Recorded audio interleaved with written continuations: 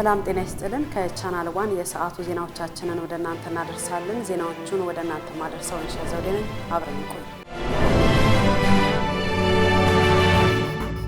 የአዲስ አበባ ሳይንስና ቴክኖሎጂ ዩኒቨርሲቲ የኒውክሌር ሪአክተር የልዕቀት ማዕከል ሊያቋቁም ነው። እቅዱን ለመተግበርም በዘርፉ ብቁ ባለሙያዎችን ለማግኘት የሰው ሀብት አቅሙን በላቁ የስልጠና ፕሮግራሞችና በዓለም አቀፍ ትብብር እያሳደገ ይገኛል ተብሏል። አናውል ተስፋ ተጨማሪ አለው። ማዕከሉን ከኢትዮጵያ የ10 ዓመት የልማት እቅድ ጋር በማጣመር በሀገሪቱ በኒውክሌር ቴክኖሎጂ መሪ ለመሆን ውጥን መያዙን የዩኒቨርሲቲው የምርመራና የልህቀት ማዕከል ዳይሬክተር ዶክተር ጌታቸው አዳም ተናግረዋል። በዘርፉ ብቁ ባለሙያዎችን ለማግኘት ዩኒቨርሲቲው የሰው ሀብት አቅሙን በላቁ የስልጠና ፕሮግራሞችና በዓለም አቀፍ ትብብር እያሳደገ እንደሚገኝ ጠቁመው እቅዱም ኒውክሌር ሳይንስን ለሰላማዊና ለልማታዊ ዓላማዎች ማዋልን ታሳቢ ያደረገ ነው ብለዋል። ዩኒቨርሲቲው ከቀጠናው ሀገራት ዜጎች ባሻገር ያሉ ሀገራትንም በስልጠናው ተደራሽ ማድረግ ራዕይ መሰነቁን ኃላፊው ገልጸዋል። ከዓለም አቀፍ የኒውክሌር ኃይል ኤጀንሲ አዲስ ከተመሰረተው የኒውክሌር ኃይል ኮሚሽንና ከሌሎች ተቋማት ጋር ትብብርን በማጠናከር ዘርፉ ዓለም አቀፍ ፕሮቶኮሎችን ተከትሎ እንዲመራ እንደሚደረግ ገልጸዋል።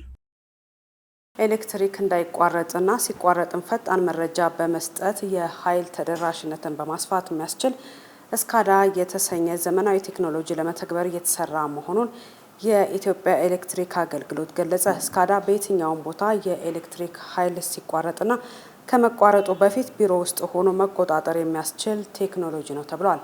የፍራታ ጥላውን ዝርዝር አላት።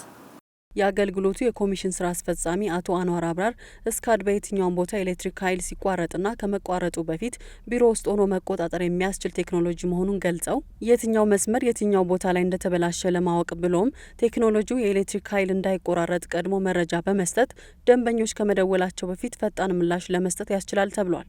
የስካድ ሲስተም መካከለኛ መስመር ላይ ያለን የኃይል መቆራረጥን ለመቀነስና ከተቋረጠም በፍጥነት ወደ ነበረበት ለመመለስ የሚረዱ ቴክኖሎጂዎችን ከአንድ ቦታ ሆኖ ለመቆጣጠር የሚረዱ መሳሪያዎችን ለመጠቀም ያለመ ፕሮጀክት ሲሆን ኦፕሬተሮች በብቃትና በአስተማማኝ ሁኔታ እንዲያስተዳድሩት ያስችላልም ተብሏል። በተጨማሪም ይህ ሲስተም በአዲስ አበባና አካባቢው እየተተገበረ ሲሆን በቀጣይ በመላ ሀገሪቱ ለመተግበር እየተሰራ ይገኛል። ሲስተሙን ለመተግበር ከተለያዩ የስራ ክፍሎች የተውጣጡ ከ60 በላይ ባለሙያዎች ስልጠና ወስደው ወደ ስራ መግባታቸው ተጠቁሟል። የስካድ ሲስተም ፕሮጀክት በአፍሪካ ልማት ባንክና በኢትዮጵያ ኤሌክትሪክ አገልግሎት በጀት በመከናወን ላይ ሲሆን የፕሮጀክቱ አጠቃላይ ወጪ 14.5 ሚሊዮን ዶላር እንደሆነ ለማወቅ ተችሏል። ህዝብን በማማረር ላይ ባሉ ጫኝና አውራጆች ላይ እርምጃ እንደሚወስድ የአዲስ አበባ ከተማ አስተዳደር ማስጠንቀቂያ ሰጥቷል። የአዲስ አበባ ከተማ አስተዳደር ሰላምና ጸጥታ ቢሮ ምክትል ኃላፊ እንዳሉት ጫኝና አውራጆች የተደራጁት በስነ ምግባርና በተመጣጣኝ ዋጋ ህዝብን ለማገልገል እንጂ የጸጥታ ችግር ለመሆን አይደለም ብለዋል። ማህሌት ደመላሽ ተጨማሪ ይዛበታለች።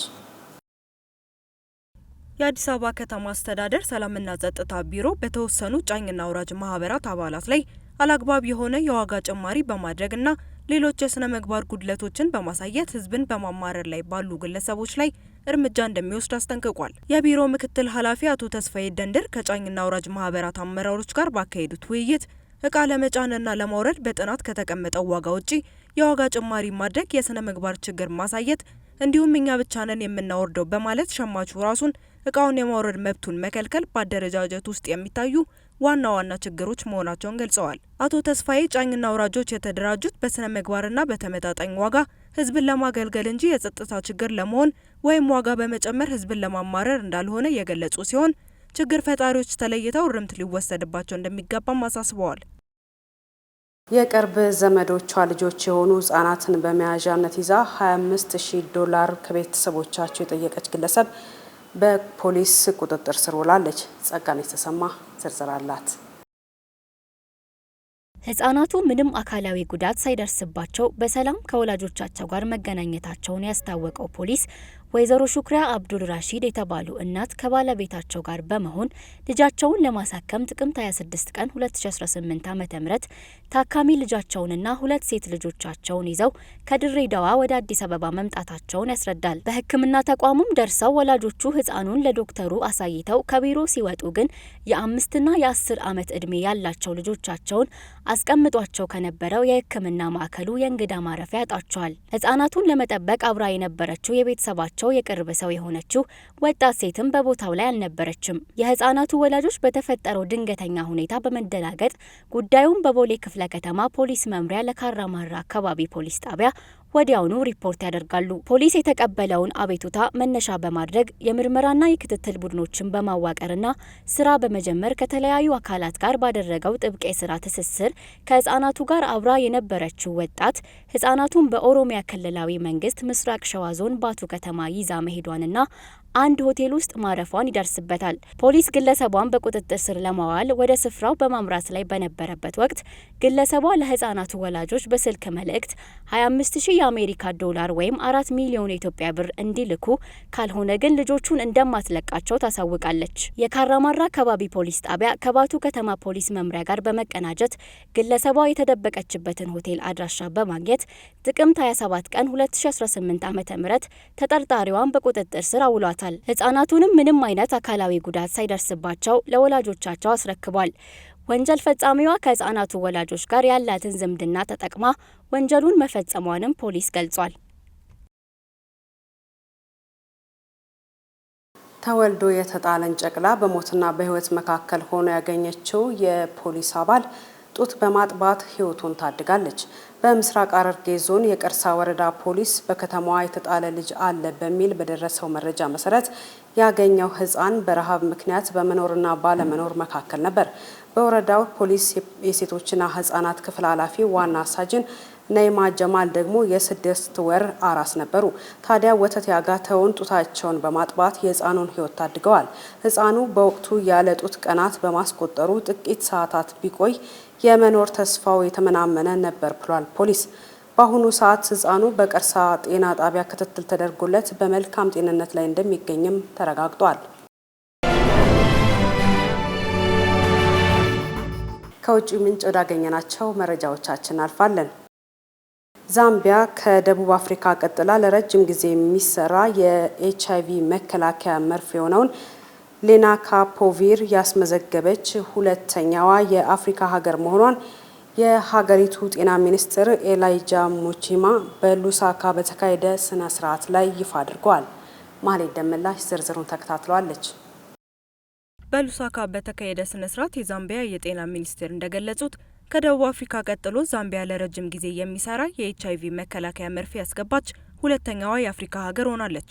ሌናካፖቪር የሚባለው በመርፌ የሚሰጠው የመድኃኒት በየ6 ወሩ አንድ ጊዜ የሚሰጥ ሲሆን በዚህን ጊዜ ውስጥ ኤችአይቪን የመከላከል አቅምን ይጨምራል።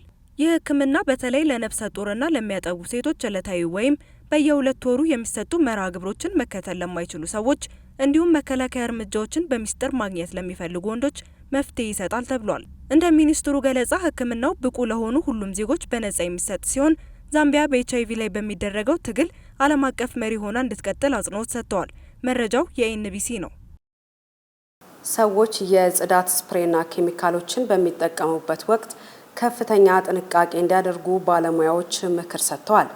በጽዳት ኬሚካሎች የሚመጣው የሳምባ ጉዳት በቀን 20 ሲጋራ ከማጨስ ጋር እኩል እንደሆነም ጠቁመዋል። በኖርዌይ በተካሄደ ጥናት ተመራማሪዎች እንዳረጋገጡት በተለይም በመደበኛነት የጽዳት ስራ በሚያከናውኑ ላይ ከጊዜ ወደ ጊዜ እየጨመረ የመጣ ከፍተኛ የሆነ የሳምባ ተግባር መቀነስ እየተስተዋለ ነው። ጥናቱ እንደሚያመላክተው በጽዳት ጊዜ የሚለቀቁት ትነትና ጥቃቅን ቅንጣቶች ቀስ በቀስ የአየር መተንፈሻ ቱቦዎችን በማወክና በመጉዳት የጤና ችግር ያስከትላሉ። በጤና ባለሙያዎቹ ለጉዳቱ የመጋለጥ እድልን ለመቀነስና የሳምባ ጤናን ለመጠበቅ እንደ ኮምጣጤ፣ ቤኪንግ ሶዳና የማይክሮፋይበር ጨርቆች ያሉ ተፈጥሯዊ የጽዳት አማራጮችን መጠቀም እንደሚገባ ምክረ ሀሳብ ሰጥተዋል። በዓለማችን 83 ዓመታት የትዳር ዘመንን በማሳለፍ ግንባር ቀደም የሆኑት አሜሪካውያኑ አረጋውያን ጥንዶች ረጅም ዓመት የመቆየታቸው ምስጢር መዋደዳቸው እንደሆነ ያብራራሉ። ሄሮዳይ ንጉሴ ተጨማሪ ይዛበታለች። 83 ዓመታትን በትዳር አብረው የኖሩት አሜሪካውያኑ የ107 ዓመቷ አዛውንት ኤሌኖርና የትዳር አጋሯ ላይል የዓለማችን በትዳር ረጅም ዘመን ያሳለፉ ጥንዶች በመባል ዓለም አቀፍ የእውቅና የምስክር ወረቀት አግኝተዋል። ጥንዶቹ የእድሜ ባለጸጎች ጋብቻቸውን ሲያደርጉ በፈረንጆቹ 1942 ላይል ለሁለተኛው የዓለም ጦርነት ሲወስድ ከነበረው ስልጠና በተሰጠው የ3 ቀን እረፍት ወቅት ነበር። ይህም ገና ከጅምሩ ፍቅራቸው በፈተና የተከበበ እንደነበር ማሳያ መሆኑን ይገልጻሉ። አሜሪካ ከጣሊያን ጋር በነበራት ጦርነት ወቅትም ባል ወደ ጦርነት ሲሄድ ሚስት እንገናኝ ይሆን የሚል ፍራቻ አድሮባት እንደነበርም ታብራራለች። ታዲያ ግን ፍቅራቸው በደብዳቤም ቢሆን ቀጥሏል። ጥንዶቹ በትዳር 83 ዓመታትን ሲያሳልፉ 3 ልጆችን ያፈሩ ሲሆን ይህን ያክል ዓመት አብሮ የመኖራቸው ሚስጥር ደግሞ መዋደዳቸው እንደሆነ ያብራራሉ። ዘገባው የዘጋርዲያን ነው። ሲትድ ሳልሳ የተሰኘው ቀላል ተቀምጦ የሚሰራ የአካል ብቃት እንቅስቃሴ በዓለም ዙሪያ በ100 ሚሊዮኖች የሚቆጠሩ ሰዎችን የሚያጠቃው የታችኛው ጀርባ ህመምን ለማስታገስ እንደሚረዳ ተነገረ። ሊዲያ ዝናቦ ዝርዝሩን እንደሚከተለው ታቀርበዋለች። ሲትድ ሳልሳ የተሰኘው ለመስራት ቀላል የሆነ የአካል ብቃት እንቅስቃሴ በመቀመጥ የሚሰራ ሲሆን በዓለም ላይ በጣም በከፍተኛ ሁኔታ የሚታየውን የታችኛው የጀርባ ህመምን ለማስታገስ እንደሚረዳ ተገልጿል። ይህ እንቅስቃሴ ትከሻን ሳያንቀሳቀሱ ዳሌን ከጎን ወደ ጎን በማወዛወዝ የሚሰራ ሲሆን ይህም ጠንካራ የሆነውን የታችኛውን አከርካሪ ለማንቀሳቀስ ይረዳል። አብዛኛውን ጊዜ የጀርባ ህመም ለጡንቻ መጠንከርና በአግባቡ አለመታዘዝ እንዲሁም ለከፍተኛ ህመም እንደሚዳርግ ባለሙያዎች ያስረዳሉ። በማንቸስተር ሜትሮፖሊታን ዩኒቨርሲቲ የተደረገ ጥናት እንደሚያሳየው በየግማሽ ሰዓቱ ወይም በየ30 ደቂቃ ተቀምጦ ሲትድ ሳልሳን መስራት የጀርባ ጡንቻዎችን ለማዝናናትና ህመምን ለማስታገስ ይረዳል። እንቅስቃሴው ከተቀመጡበት ሳይነሱ እዛው ስለሚሰራ በተለየ አመቺ ያደርገዋል። ይህም ለቢሮ ሰራተኞችና በብዛት ለማይንቀሳቀሱ ሰዎች ተግባራዊ መፍትሄ ነው ተብሏል። ዘገባው የቢቢሲ ነው። ባለፉት 10 ዓመታት በአየር ንብረት አደጋዎች ምክንያት 250 ሚሊዮን ሰዎች ከአካባቢያቸው እንደተፈናቀሉ የተባበሩት መንግስታት ሪፖርት አመላክቷል። ሄሮዳይን ንጉሴ ተጨማሪ አላት። የተባበሩት መንግስታት የስደተኞች ኤጀንሲ ባወጣው ሪፖርት መሰረት እንደ ጎርፍ፣ አውሎ ነፋስ፣ ድርቅ፣ ከፍተኛ ሙቀትና የባህር ከፍታ መጨመር ባሉ ተፈጥሯዊ የአየር ንብረት አደጋዎች ምክንያት ባለፉት 10 ዓመታት ውስጥ ከመኖሪያ ቦታቸው የተፈናቀሉ ሰዎች ቁጥር ወደ 250 ሚሊዮን እንደሚጠጋ አሳውቋል። ይህም ማለት በአማካኝ ሲሰላ በቀን ውስጥ ወደ 70 ሺህ የሚጠጉ ሰዎች መፈናቀል እንደሚገጥማቸው ያመለክታል። ይህም ሰብአዊ፣ ኢኮኖሚያዊና ማህበራዊ ቀውስ እያስከተለ ያለ እንዲሁም ሰዎችን ለግጭትና ለረሃብ እየዳረገ ያለ ነው። ዜጎችን አስተማማኝ በሆኑ ቦታዎች እንዲሰፍሩ ማድረግ፣ የአየር ንብረት ቅድመ ግንዛቤዎችን ለማህበረሰቡ ማሳወቅ እንዲሁም ለአደጋው የመጠቃት እድላቸው ከፍተኛ ለሆኑ ሀገራት ፈንዶችን በማዘጋጀት አደጋዎቹን መቀነስ እንደሚቻል ሪፖርቱ አብራርቷል። ሪፖርቱ በ2040 ለተፈጥሯዊ የአየር ንብረት አደጋዎች የሚጋለጡ ሀገራት ቁጥር ወደ 65 ሊያድግ እንደሚችል አመላክቷል። ዘገባው የዘጋርዲያን ነው። የቴክኖሎጂ ባለጸጋውና የስፔስ ኤክስ ኃላፊ የሆነው ኤሎን መስክ ዓለም አቀፉን የአየር ንብረት ለውጥ ለመቋቋም የሚያስችል አወዛጋቢ ሀሳብ ማቅረባቸው ተሰማ። ይህ ሀሳብ የፀሐይ ጨረር አስተዳደር በመባል ከሚታወቀው የጂኦ ኢንጂነሪንግ ስትራቴጂ አንዱ ሲሆን በሳተላይቶች አማካኝነት ወደ ምድር የሚደርሰውን የፀሐይ ብርሃን መጠን መቆጣጠር የሚያስችል ነው ተብሏል። አማሩ ገብሩ ተጨማሪ አለው። ሀሳቡ በህዋ ላይ የሚያንጸባርቁ መስታወቶችን ወይም አንጸባራቂ ቁሳቁሶችን በመጠቀም የፀሐይን ብርሃን ከምድር ላይ እንዲያፈነግጥ ማድረግ ነው። ከ6000 በላይ የስታርሊንክ ሳተላይቶችን የሚያንቀሳቀሰው የስፔስ ኤክስ ኩባንያ ኃላፊ በመሆናቸው የመስክ አስተያየት እንደዚህ ያሉ ትልልቅ የአየር ንብረት ጣልቃ ገብነቶች ውስጥ የኮርፖሬት ተሳትፎ ሊኖር እንደሚችል አመላካች ነው ተብሏል። ይሁን እንጂ ባለሙያዎች የፀሐይ ጨረር አስተዳደር ታላቅ ቴክኒካዊና ስነ ምግባራዊ ስጋቶች እንደሚያስከትል ያስጠነቅቃሉ። ለምሳሌ እጅግ በጣም አነስተኛ ስህተቶች እንኳ በዓለም አቀፍ የአየር ሁኔታ ስርዓት ወይም የዝናብ ስርጭት ላይ ከፍተኛ ለውጥ ሊያመጡ ይችላሉ። ከዚህም ባሻገር በፕላኔቷ ደረጃ ያለውን ይህንን የፀሐይ መጋረጃ የሚመራው ወይም የሚቆጣጠረው ማን ይሆናል የሚለው ወሳኝ የስነ ምግባርና የአስተዳደር ጥያቄ ምላሽ አላገኘም። እነዚህ ስጋቶች ቢኖሩም በርካታ አዳዲስ የንግድ ተቋማት ከስትራቶስፌሪክ ኤሮሶል መበተን እስከ ህዋ ላይ የሚገኙ አንጸባራቂዎች ድረስ ባሉት የፀሐይ ማጥቆር ቴክኒኮች ላይ ሙከራ እያደረጉ ሲሆን ሳይንሳዊ መሰረቱም በአብዛኛው የንድፈ ሀሳብ ደረጃ ላይ ቢሆንም በሚሊዮን የሚቆጠሩ ዶላሮችን የፋይናንስ ድጋፍ እያገኙ ነው ሲል የዴይሊ ሜል ዘገባ ያመላክታል። በቴክሳስ የሚገኙ የዩኒቨርሲቲ ተማሪዎች ከ1000 ዲግሪ ፋራናይት በላይ የሙቀት መጠንን መቋቋም የሚችል ሮቦት አስተዋውቀዋል። ፋየርቦት የሚል ስያሜ የተሰጠው ሮቦቱ 136 ኪሎ ግራም የሚመዝንና 1 ሜትር ከ20 ርዝማኔ ያለው ሲሆን ለእሳት አደጋ ሰራተኞች መረጃ ለመሰብሰብ ወደ ተቃጠለው ቦታ መግባት የሚችል ነው ተብሏል። የፋየር ቦት ሀሳብ የመነጨው ከቴክሳስ ተማሪዎች አንዱ በሆነው ኒኪል ታኩር ነው። ሀሳቡንም ያመነጨው ከ13 ዓመታት በፊት የ10 ዓመት ልጅ ያለ በሂውስተን በተከሰተ አሳዛኝ የእሳት አደጋ 5 የእሳት አደጋ ተከላካዮች ከሞቱ በኋላ ሲሆን ሁለቱንም በግል ያውቃቸው እንደነበር ለሲኤንኤን ተናግሯል።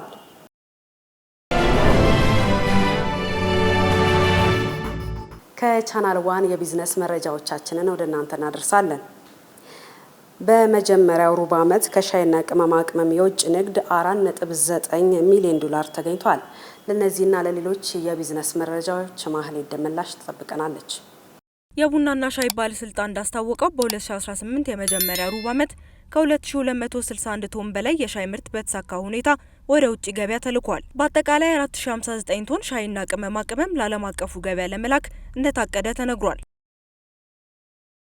መረጃዎቻችን እንደቀጠሉ ናቸው። የዓለም የቡና ዋጋዎች በከፍተኛ ሁኔታ ማሽቆልቆላቸው ተዘገበ።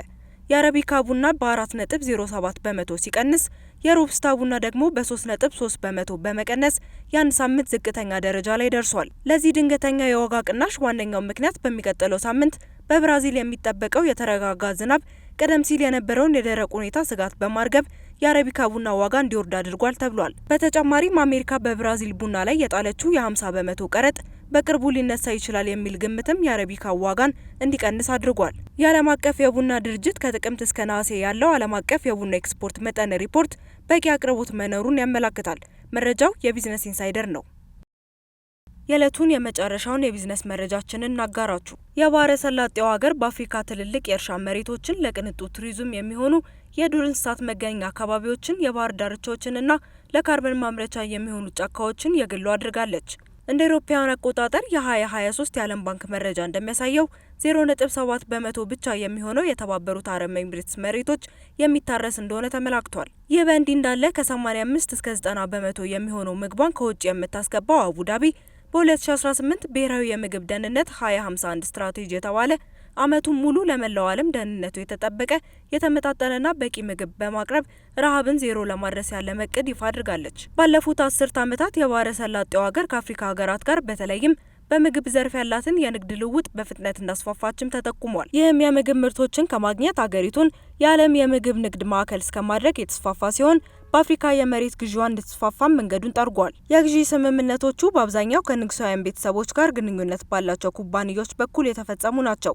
ዘገባው የቢቢሲ ነው። የሀገር ውስጥና የባህር ማዶ ዜናዎቻችን ቢዝነስን ጨምሮ ወደ እናንተ ሲደርሱ ቆይታ አድርጓል። ከቻናል ዋን ሌሎች ፕሮግራሞቻችን ይቀጥላሉ። ዜናዎቻችን በዚሁ አብቅተዋል። ስለተከታተላችሁ እናመሰግናለን። ወይንሸት ዘውዴ ዜናውን በመምራት አብሬያችሁ ቆይታ አድርጌያለሁ። መልካም ጊዜን ተመኘው።